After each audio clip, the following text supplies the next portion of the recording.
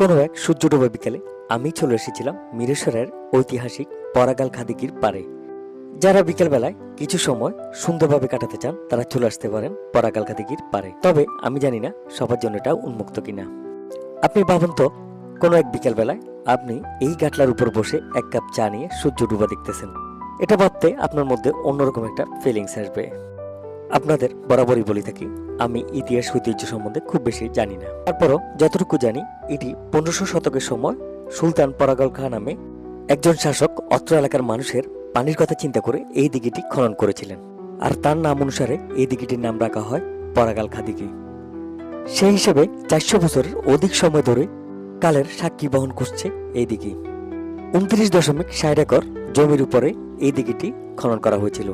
এই দিঘির পাড়ে বা এই দিঘির আশেপাশে যদি আপনার কোনো স্মৃতি থাকে, সেটা আমাদের সাথে শেয়ার করবেন।